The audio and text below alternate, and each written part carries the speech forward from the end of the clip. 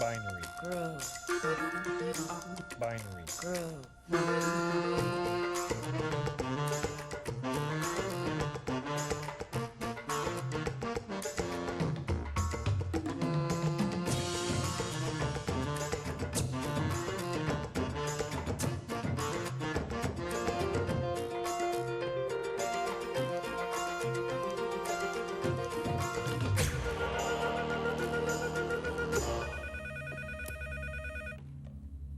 Thank you for calling the Binary Groove customer support line.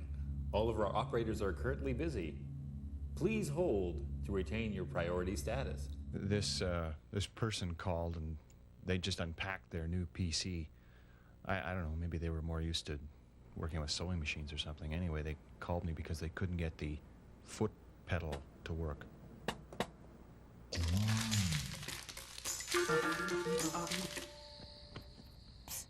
Do you want to buy some software? Meet Chris and Marco.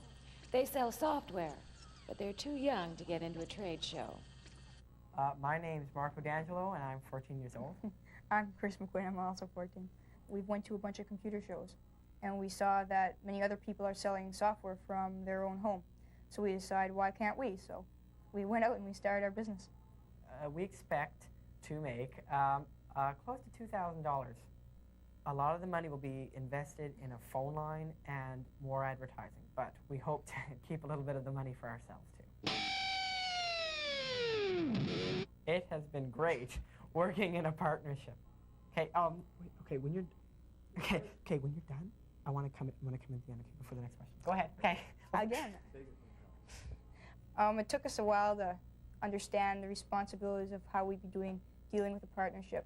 And we finally came down with the program, the idea that Marco would be doing the orders and the financial numbers, while I'd be doing the advertising. And marketing and such, yeah. Yes, that's such. All right, I'm ready. Okay, we like to advertise on our local bulletin board systems, and we also hand out flyers in some parking lots outside of some of our competitors' stores. Mostly the people we sell our games to have been adults. We haven't been lucky enough to do any beta testing for any companies, but we can look forward to that in the future. I hope so. Oh! What are your plans? Well, for being 14 and being in this business, I feel kind of an advantage and I feel kind of privileged. I like acting around adults. I like acting more mature and more older. Having a business and being a minor at the same time sometimes isn't the best of mixes. Many times we're not taken seriously and we're taken as a joke. Well, there was a small business expo happening about in September, and we weren't allowed in because we were under 18. So we called up a lady who has a radio show on a local radio station, and we asked her what she could do about it to get us in. So she made a few phone calls, and eventually we did get into the show, and we really learned a lot. Well, actually, we don't spend a lot of time on the business. Our business is sometimes what we would call almost our last priority, because we want to make sure that we have a life. Because when being a business owner is not just a job, it's a way of life, a way that you think, and a state of mind.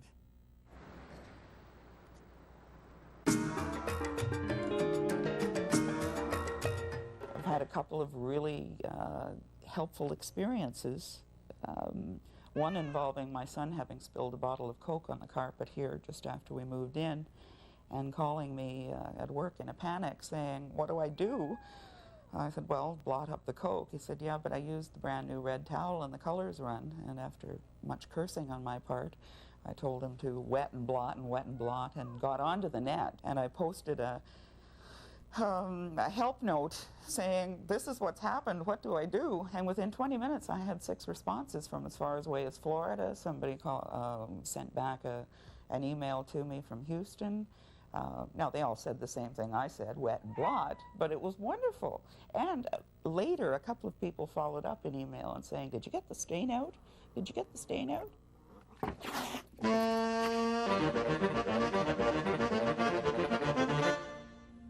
I think think it gives us a fascinating perspective of the darker side of our own urban environment. I think it's just straight sleaze. It offers us a chance to confront real issues of relationships and sexuality. I think it's more like softcore porn. It's a Canadian CD-ROM. Must be Midnight Stranger. And it's offering virtual intimacy. Yeah. Ooh.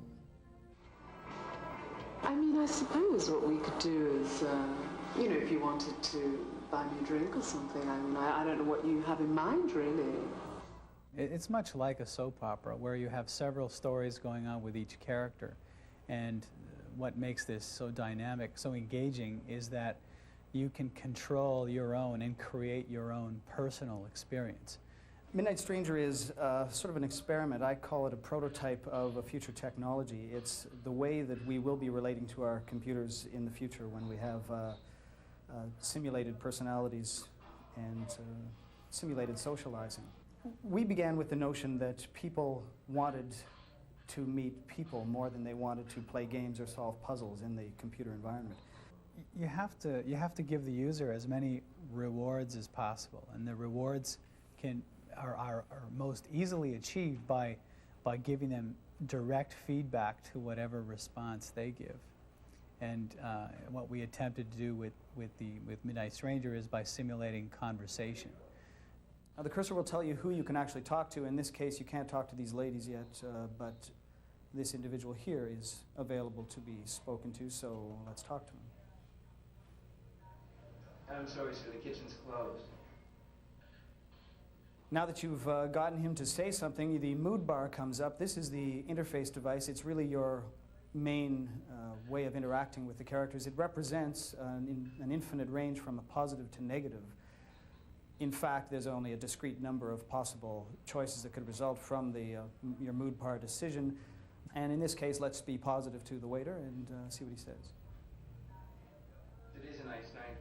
Hope it's as nice tomorrow. Now, in fact, I know the way to deal with this guy. If I'm at all negative to him, he'll throw me out of the restaurant. And if I want to talk to the ladies, I have to kind of bide my time until they get till I get their attention.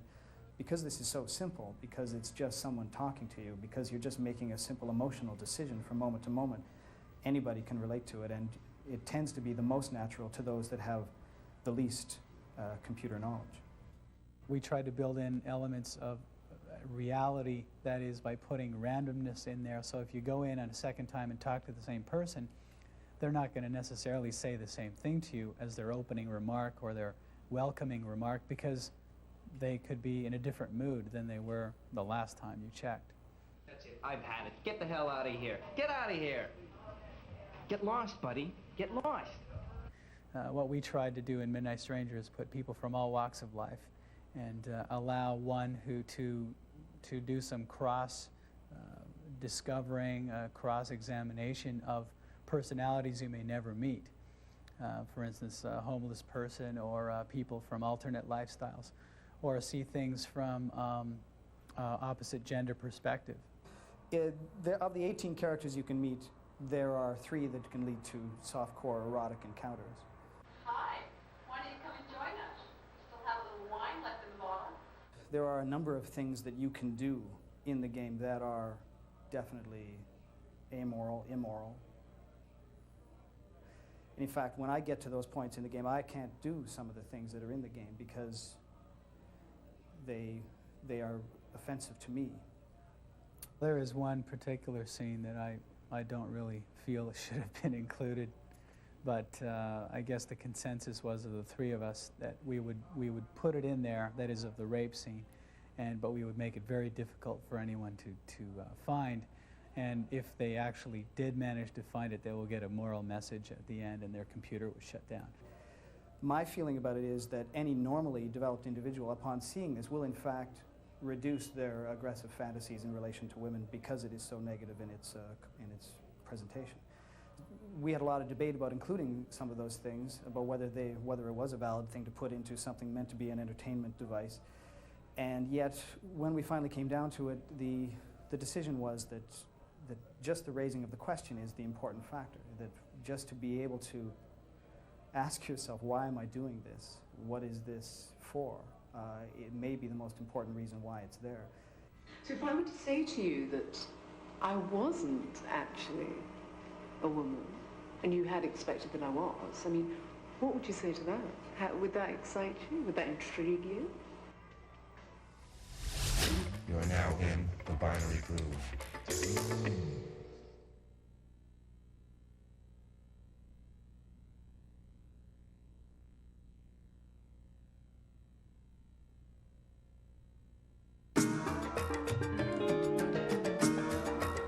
The wonderful thing about BBSing and the anonymity involved in it is that you don't make superficial judgments of people.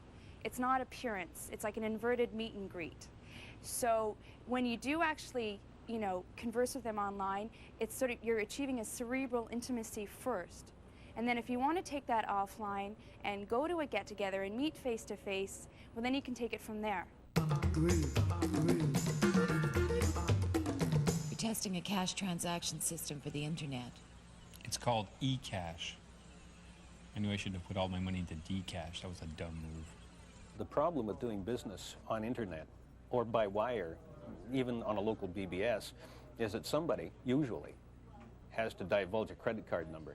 With a credit card, of course, when you make a purchase, there's always a way to track that. The credit card company knows you're making purchases and where you're making them, the amounts.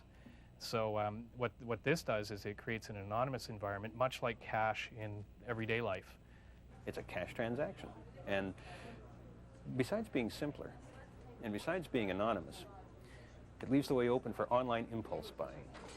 All right, we can see the symbol here. We accept eCash, which will become standard. And what I'm going to do is go down to the shops area here and shop at the Bytown General Store. What I plan on purchasing, actually, is an image of a true Canadian maple leaf. Okay, there's an incoming payment request. Do I want to pay for this or not? It's 43 cents, and I'm going to get a maple leaf file. Yes, I'd like to pay for that. Even though we're communicating from here to the store, which could be anywhere, and the store to the bank, which could be anywhere else, it happens to be in Holland, and back again, this is being done in split seconds, and it's a very rapid process. In fact, it'll be comparable to the amount of time it takes to do a purchase transaction in a regular store using regular cash. I can foresee a day when there may be 5 cyber currencies, and they'll all be valued on a daily basis. There'll be a cyber currency market, and the green cyber buck here will be worth 1.8 eCash bucks. Right now, the cyber dollar is a universal unit of exchange, if you will. In fact, people are starting to use it as such in at least a trial basis. The big issue with internet is it is not secure at all. Your messages, unless they're encoded, can be intercepted and read by anybody at any number of stops along the way. There is some perception, at least, of risk. If you have larger amounts of money, there's potential for somebody to intercept a transaction and perhaps somehow take that money away from you. This is the big problem. Worldwide acceptance of one standard and get all the banks and financial institutions to agree to that. Also, to agree that it's safe. The minute a bank steps up and says, we're prepared to convert cyber money to real money, then all of a sudden it gets serious. And it's at that stage where the authorities will start to say, is there something we're missing out on here? For example, how do we impose GST and make sure it's being collected?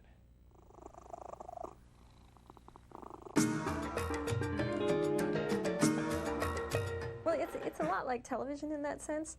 I mean, there's a lot of stuff on television that most people don't want their kids looking at.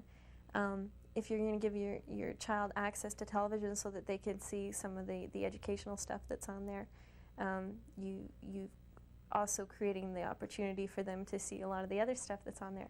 And unless you're around and you're talking to them about what they're watching, then you don't really have any control or any idea of what they're seeing. It's the same with the network. You want teachers and parents to be talking to their kids about what they're learning on the network, or to sit down with them and work with them, that kind of thing. That makes a big difference.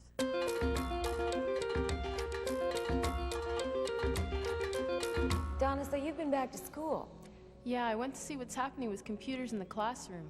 I've got a problem with this. I think these kids are learning how to type, not how to program. Yeah, but I think when you check out this school, you'll see that things are really changing. These days, everyone seems to be connecting to the internet. Schools are no exception, but not everyone thinks uncontrolled access is a good thing. The ministry has one major problem, and that is legally, if they put internet into the hands of students, and students get into conferences in areas that parents deem are inappropriate, there's a legal case there. And quite literally, it isn't the school that gets sued, it is the ministry that gets sued in that type of circumstance. So they have been looking for some sort of mechanism whereby they can control what the students actually have access to. Enter the virtual classroom, an ingenious interface that gives students easy access to the net without letting them wander into places they shouldn't. Because now a school can actually say, here are the conferences which students get access to. We put them up on the graphic window the way we want them, and that's the only thing they can get out to. If we have more senior students possibly who we feel should be able to go beyond that, then we can give them the access, but we now have a control mechanism. Basically, we started with a sort of an e-world type of look, which was a field with little buildings, were icons, and there was a little red schoolhouse, and that's basically one of the only things we've kept. I think most people's view of a little schoolhouse is a little one-room thing with the bell on the top, and it's been very ingrained, I think, in most people. The virtual classroom is the product of a real classroom. It was developed by students who, along with their teacher, were eager to help kids log on to learn. And I can come in and I can ask any question I want about science. And let's open this one. This is the Arctic fox. And let's see what this says here. Arctic fox, double click on the picture preview to see picture. We wanted also to separate the curricular from the extracurricular. And so that's why we put in the treehouse. It's an age-dependent area where we only let you in there if either you're a teenager or a preteen. As you can see, we have girls only, guys only, relationships, teen issues, this and that, and a teen chat. And this is a public chat, so if someone's in there and they're chatting away, you can have a real-time online chat with other users that happen to be in there. Do you use the girls only chat part? So what sort of things do people talk about in that? Their boyfriends, first dates, kissing. Kissing aside, perhaps the best part is kids can log on from home to crash the books or keep in touch with their virtual classmates. Yeah. There we go. This is basically the exact same thing people see at the school. I mean, that's the one thing that I like, being able to, I have that connection with my school now. And how many hours a day do you end up spending on the computer? Oh. Okay, yesterday I got to school at 7:30. Started from there, and I didn't leave till about 8:30 that night, and then I didn't leave school till about 8:30, and then I was on at home from 8:30, 9 till about 11 o'clock, 12 o'clock that night. And that's just strictly virtual classroom stuff. SoftArt, makers of the shell on which Virtual Classroom hangs, has been so impressed by the application that its U.S. office recently pitched the program to Washington. They were making a presentation to the Secretary of Education, basically to try and implement a cross-United States educational network in all of the states.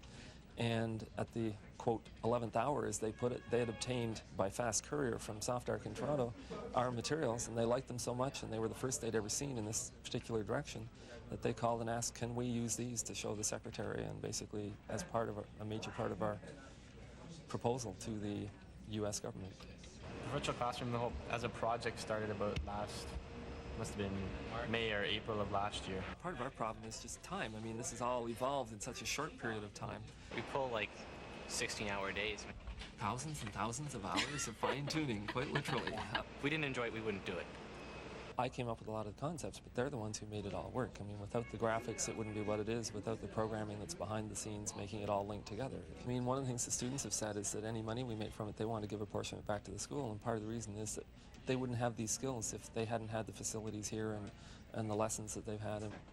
Virtual Classroom gets kids online, in touch, and even doing extra homework. For the students who made it, learning to design and market their own software is a long way from just learning to type.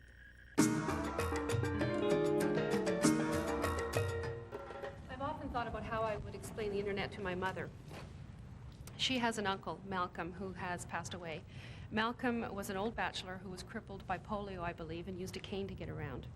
Malcolm used to walk every day from his store that he kept in Harbour Grace, Newfoundland, down to the docks, and he would meet with the sailors and the fishermen from boats from all across the world, all around the world, fishermen, and he would talk to them. While talking to these fishermen, he would ask them about their geography, their politics, what they did for Christmas.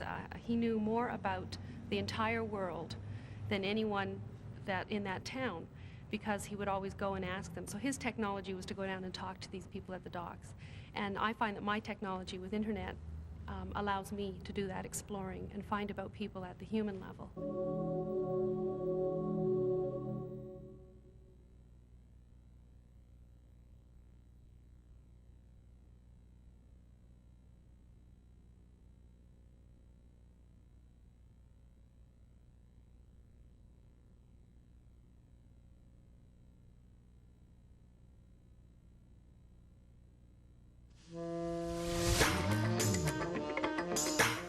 When you're buying a top-of-the-line home computer, you should start with a 4th or 5th generation chip with a math coprocessor and an internal clock speed of 66 million hertz, at least 350 megabytes of local magnetic disk data storage with a 20 nanosecond access time, and ideally 16 megabytes of random access memory. And naturally, one also needs a cathode ray tube visual output module, as well as an electronic ergonomic pointer manipulation device. Further accessories might include a modulator-demodulator with an AT command set and 14 bits per second, a lateral rotational user interface recreational device, a light amplification of simulated emission of radiation hard output device with a resolution of 720 by 720 dpi. You could also have acoustic electromagnetic resonance output sources and a optical disk secondary memory storage unit. And then you're set. Now, if you're a first-time buyer, do you know what you need, what you want? Well, probably not. Are you ripe for the picking? You bet. Now, if you're a salesperson, would you take advantage of someone like this? Well, probably. Well, we happen to have a reformed salesperson who's going to help us get through the maze, whether or not the salespeople are helping us or hindering us. For our purposes, I'll call him Mark. Derek, that's my real name. Oh, lucky guess. Now, Mark, what did our hidden camera team find out? Well, the good news is that most of the computer people that we talked to were very knowledgeable.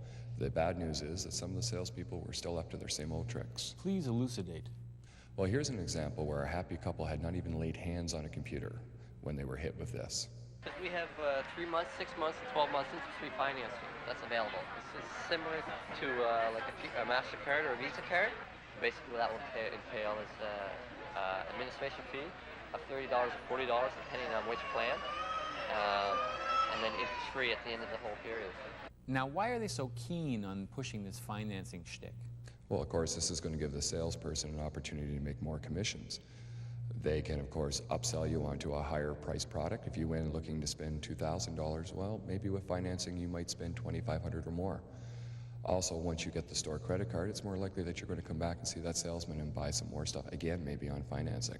And the finance companies, of course, are making a good chunk of money out of this as well. Were they honest for the most part? Most of the salesmen we talked to were very honest. In some cases, they tended to leave out information. They can show you 25 megahertz machines running faster than 33 megahertz machines. This unit here runs faster than some 66 megahertz units? Or just as fast, yeah, as some 66 megahertz units. So what's the problem? Well, the problem is that he's telling the customer that the 33 megahertz machine is as fast as the 66 megahertz machine. It seems likely what he's trying to do here is actually follow a golden rule of salesmanship, SWOT. He's selling what he has available today. Thanks, Mark. Next.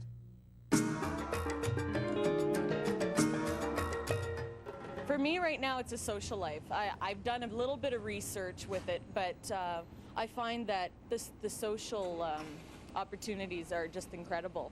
And right now, you know, because I'm single and I've got a lot of time on my hands, then it's a great place to hang out, to meet people.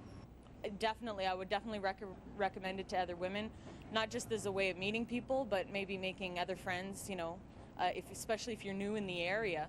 You know, a lot of the people with newer accounts that I know are just starting school, I'll send them party invitations just so that they can get out and meet new people.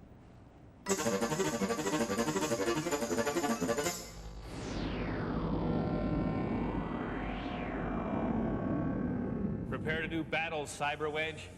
Ooh, my, what a big light stick you have. It's not the size of your stick, it's how you use it. Avant-garde!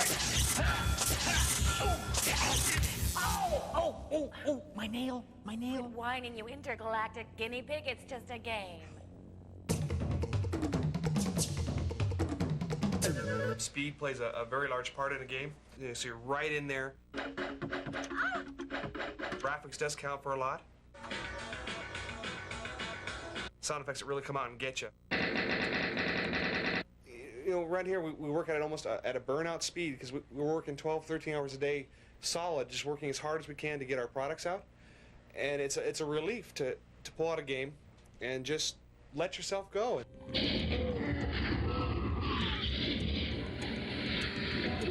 Radix isn't such a game that you go through for score.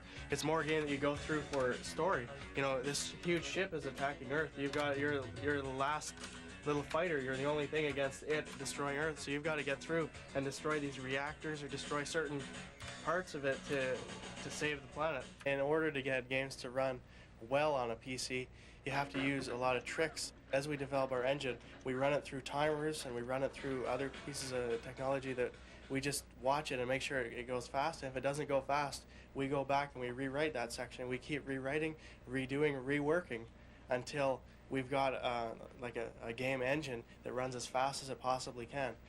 You see here, what you're doing is you're flying over a gravity well. Right. What a gravity well is it pulls you straight down, okay? So you have to follow that line exactly, otherwise you get pulled right down into a pit and that's game over.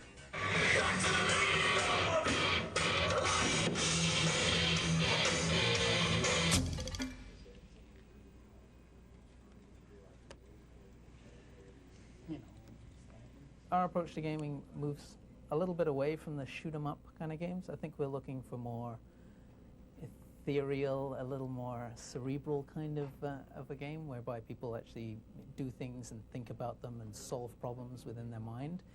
I don't want a person to feel like they're thinking about playing with a computer. I want them to think they're playing within the world that we create with a minimal of interface in the way, a minimum of clutter on your screen to sort of make you think, oh, I'm still working with my computer. We're currently looking at what I call the glass room, because as you can notice, we have lots of panes of glass, including a central area which has a massive piece of stained glass. Details are something that, something of a philosophy here, I guess. We sit there and drum it into everybody that we really, you know, we look at the entire image and you take in the entire image and the beauty of the entire image, but your mind will wander and your eye will wander across the entire piece and look at all the different details.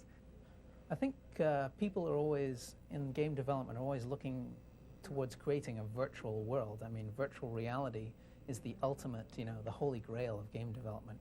And we're looking to technologically move towards that kind of, you know, nirvana, so to speak, of game development.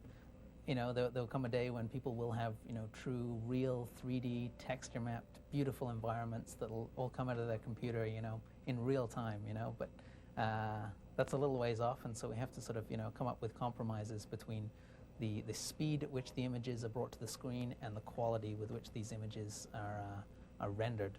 There has to be some element of originality in it.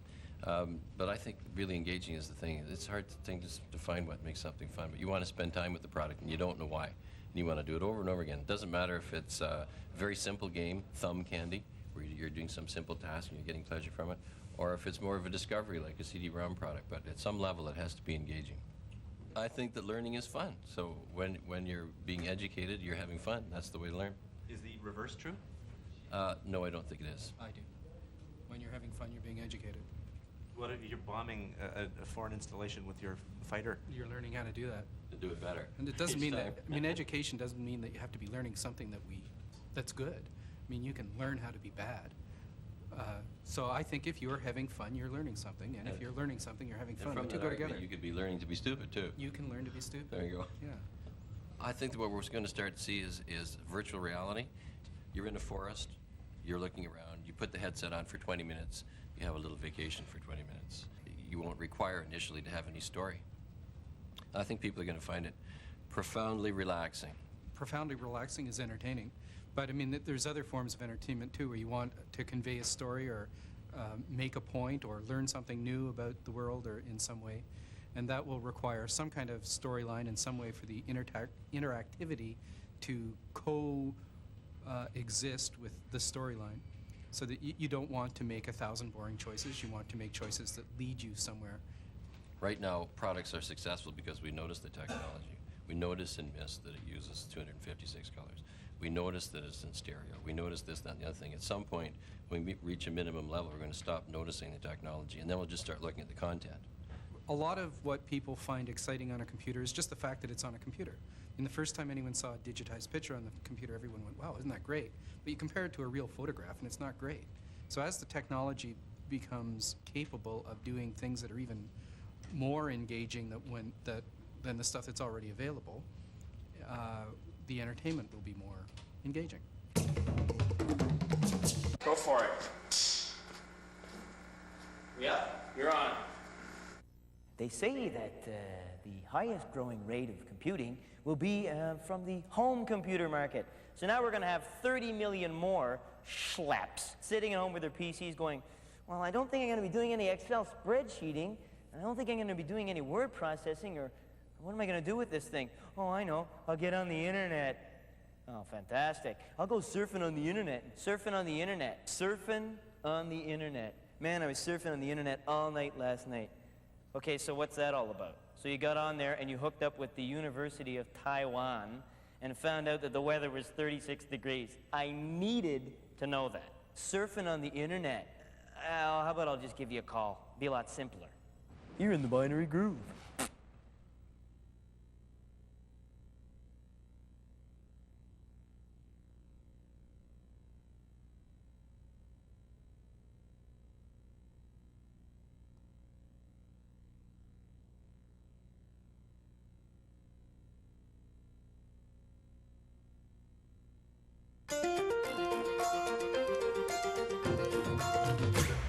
Thank you for calling the Binary Groove Customer Support line.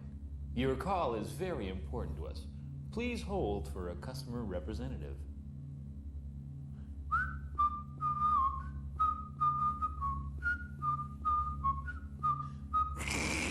This customer called and said she'd cleaned her keyboard and now it didn't seem to be working. And I asked her how she'd cleaned it, and she said, well, she'd soaked it overnight in a tub of soapy water, but didn't seem to help. Competitive swim coaches have a problem. Too much time with paperwork and not enough time working with their swimmers. A Quebec City mathematician comes up with a software solution. It hasn't made me millionaire. It'd be nice, but see, my motivation is more academic. I don't worry so much about the commercial aspect of it. For me, it's a research program. The computer will do the same thing in a few minutes that would have taken me maybe an hour, up to an hour's work, just to write up the sessions. The computer will do it in a few minutes, and that way, once I show up at the pool, I don't have to worry about getting everything organized. Everything is already organized prior to that, and I can spend more time actually coaching.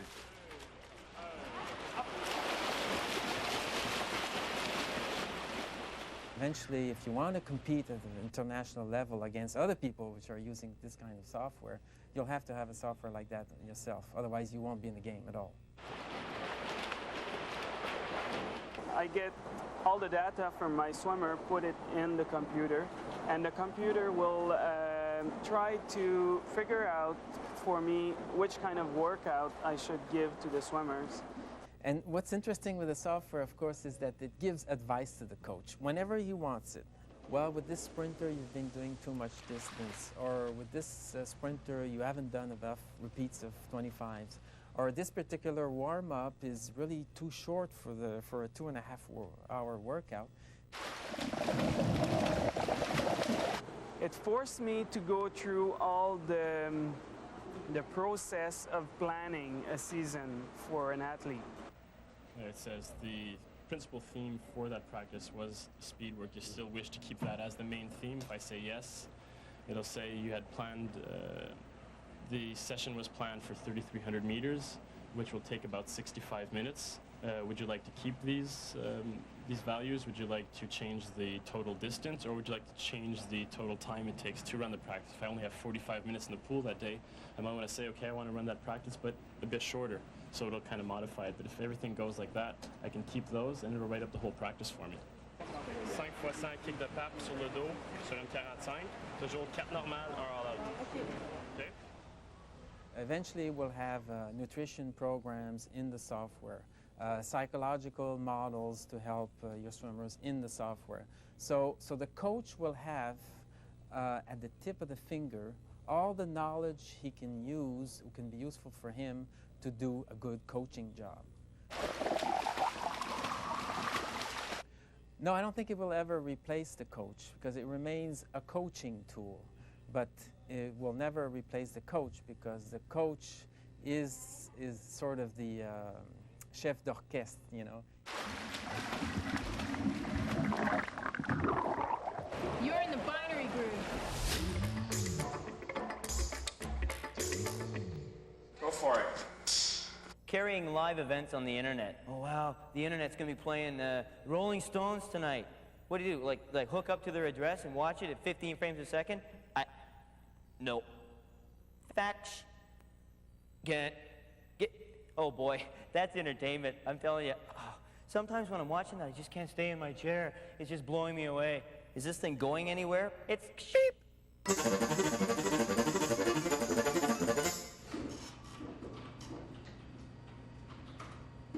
Essentially, the computer these days for a designer is a pencil. It's not the creative be-all and end-all. It doesn't solve your problems for you.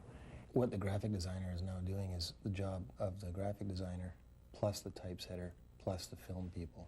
So they're expecting you to do the graphic design job. They're expecting you to do all those 3 jobs in the time that it used to take to do a graphic design job.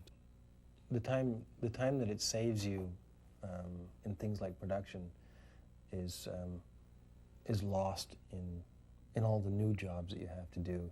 And why don't I take you through and just show you a couple things we're doing here. What are you working on now? Yeah, I'm just working on the color conversion right now. Okay. Just preliminary, I don't have any in the background yet. 6 years ago, when I came into the industries, there were Slytex and Hell Systems that were these $1 million systems in film houses, and they had these guys in white lab coats, and it was hermetically sealed and the whole shebang. And you'd go in there, and these guys were the techno gods, you know. And now, what they could do with this $1 million system, you can do on a desktop easily, and probably better. In the olden days, when you had wax and RC paper, all you had to have is a fingerprint on there, and you had to redo the film, which, you know, can cost you thousands and thousands of dollars. Now, since it's all virtual, I'm not even touching it. I don't even touch the thing until it gets to print. And that's the part I like about it, because I'm dirty. I'm a dirty person. The creative process really hasn't changed. The creative idea is still the same. It's just what's changed is how it's presented to the client or the end user. Now, for instance, I can get a sketch that when the liberals are in power, that happens to have a blue background, and they ask me to change it away from blue because the conservatives are blue, then I can change it to red if I'm that kind of weasel, which I am. We sell ideas. That's what we do. I think this is probably the one that we're working on. Mm-hmm. The last one I saw. Yeah. Now the overall image for Binary Groove, as we talked about, was this isn't your typical computer-based TV show. So we use the dancing feet, the moving hands, the whole movement to bring some energy into it. Time is everything here, and you know, we're always being creative to a deadline and coming up with how many ideas is right and how much money are you getting out of it. You know, which is of course the bottom line. This actually is the color version of what we just saw. Now, yeah, what I was talking about, we've got the 4 quadrants with colored gels over it. Is it strong enough? When you see that on the screen, does Binary Groove, does it jump out at you? I find the computer really influences the way you design something. The palettes that are available to you, the typography, the colors, the speed, tends to affect the way you design. The technology, the hardware, the software, all that is tools. I mean, it remains just tools right now. If you have the training, if you have the talent, you can be a good designer. That's sort of where it starts. There's a few Luddites out there who are afraid of the technology, but I think they're few and far between. I think most of the designers I know are pretty comfortable with the technology or are becoming much so. You can still be a designer now, and there's hundreds of them that don't have computers, and they're great designers. There are some designers who who do not touch computers. They have people do it for them, you know, which is basically what it is. It's a tool that you use for production. Fact is, if you're like me, you like to fiddle around with 20 sketches, and you can do that fast on the computer. It saves you time on certain tasks, that's for sure. And it saves you time, for me, it saves me time on the tasks that I didn't want to do before. But you have to like fiddling around with computers, and you have to like computers to have one. That's half the fun. That's why I have one, because I like them. Go for it. BBSing, local bulletin board services. Here we are, we're on a BBS. We're going to hook up to this guy's bulletin board, who has nothing else to do in his life but run a bulletin board. We're not quite sure how that's happening. And I'm going to go chat for sysop. So he comes on and goes, yup, yup. Because it's always, yup, this little 3-key thing. This is some computer thing, okay? Yup. And then we start typing back and forth. Yup. And you say, so, like, what's going on over your place? And, of course, I always get on with these Goombas that are in there typing with two fingers, I will meet you. Oh, that's M-E-A-T. Oh, I mean back. That's it. Pick up the phone. We can have this conversation very quickly. It makes me nuts. Chat for sysop. Yep. The future of video conferencing is seconds away in the groove.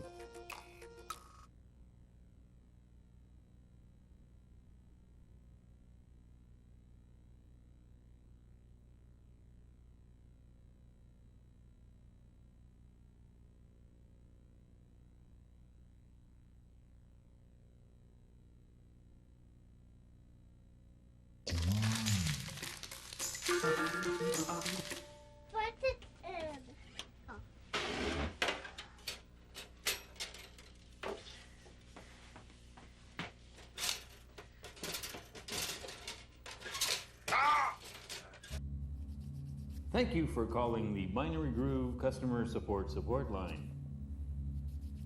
Our 250 operators are very, very busy. This man called and said he couldn't get his computer to fax anything. So I checked, and he had the software, the modem was working, there didn't seem to be a problem there. But it turned out what he'd been trying to do was fax a sheet of paper by holding it up to the monitor and hitting the enter key. Go for it. Shareware. Well, here's a great concept. You got a guy or a girl sitting in the basement writing their own little game. So they got their little Commodore 64. Oop, they upgraded to a 386. Oh, they got a 486. They're really cooking with power now with 16 megs of RAM. Gonna write myself a game. Gonna send it out. Gonna give it away to everybody. And if you like it, you can send me $25. Send it to Buddy, whatever your name is, in Lower Rubber Boot, Pump Handle, Saskatchewan. Not gonna happen. I can tell you two things absolutely guaranteed. Number one, I'm probably not gonna like your game because you made it yourself in a basement somewhere. And number two, you'll never see $25 coming from me to you. The check is definitely not in the mail. I've already got the program. Try it out. It's junk.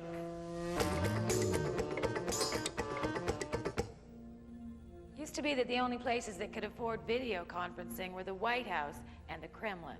Now, you could probably pick up the Kremlin's equipment in exchange for a couple of pairs of Levi's and some American smokes. But video conferencing equipment has become more affordable, bandwidth is a lot more available, and digital compression is a whole lot better. And video conferencing has come to the desktop. In a nutshell, video conferencing is you and I having the same face-to-face conversation, but we're doing it over either TV screens or computer screens. I would say the primary facilitating technology in getting video conferencing off the ground is really the digital network. The phone network was designed initially to carry analog telephone calls.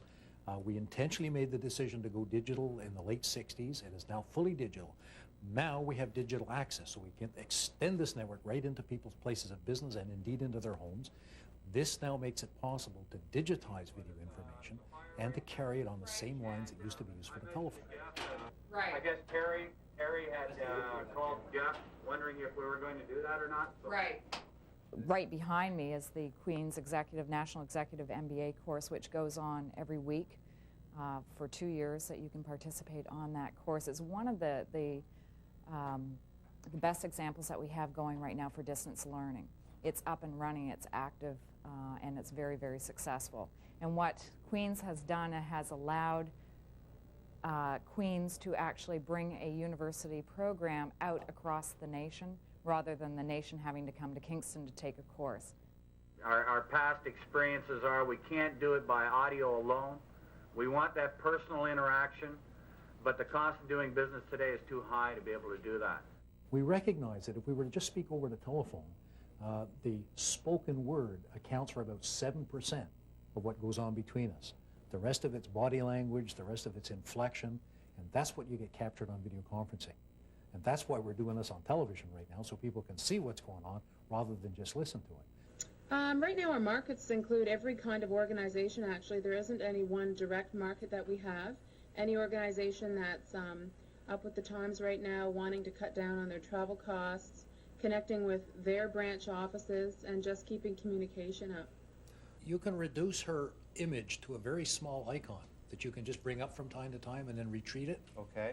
And I think that's a better way of doing it. Benefits of this system would be the efficiency in terms of possibly solving problems immediately, having groups working together and being able to connect, either one-on-one or one-on-many, bringing project groups together, for example. So in virtually every type of business there is an application. I have a standing bet out there. If somebody can give me an application, I can't find a video conferencing solution, then I'll give them $50. As long as everything works okay, Ralph. Is that good? Well, it took us three attempts to call you, and I'm not quite sure why. That's strange. It is strange. I shouldn't have to learn a whole new set of conventions in order to be able to use audio and video communications in the workplace. I should be able to use the same set of social conventions and social norms that I've acquired over my normal day-to-day life. Geez, I've left the door to my office open. I left every door to my office open. What are you guys doing in here? Hey, I came in from hacking a button, it was on. A lot of the discomfort, I think, that comes from early experiences with this are very often when the technology, the arrangement, the design is wrong. And what people are really reacting to, although they might say it's bad video or bad audio, very often what they're reacting to is the fact that some social relation, an unconscious but deeply understood social norm has been violated.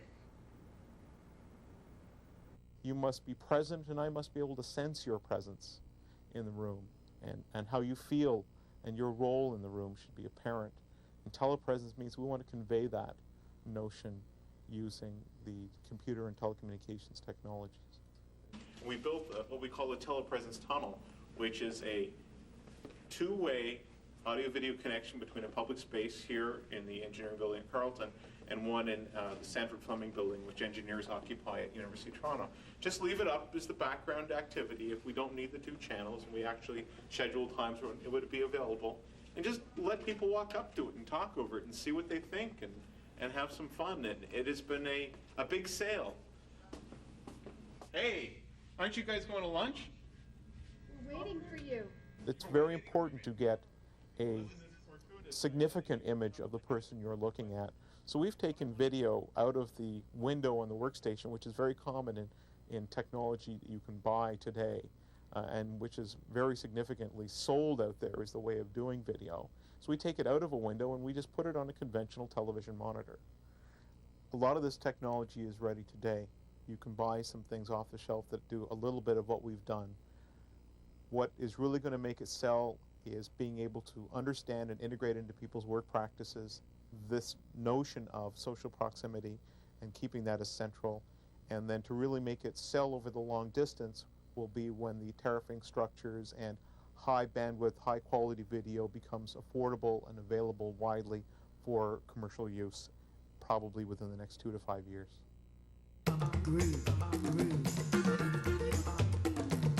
Go for it. Surfing on the internet. Meet chicks. Just a minute. What? Oh. Well, what are you wearing? Upgrade it or throw it in the garbage. Sorry. Computer dating. You've got to be kidding. I'm in the basement sitting on my PC looking for my dream lover. I love you. Let's get together. Give your head a shake. Think about it. On a computer, you're talking to some other person. You don't even know what they look like. Send me a GIF of yourself. Let me guess. What are you going to look like? Pimply. I don't get out much. Haven't seen the sun since... could be 600 pounds, sitting in the basement, spilling juices in all directions, typing on a keyboard. Spilling juices in all directions. Yes, it's a disgusting thought. Forget about it. I'll send you a GIF. You'll love it. I scanned it out of a magazine. I'm a real bohunk. Try curling. Not.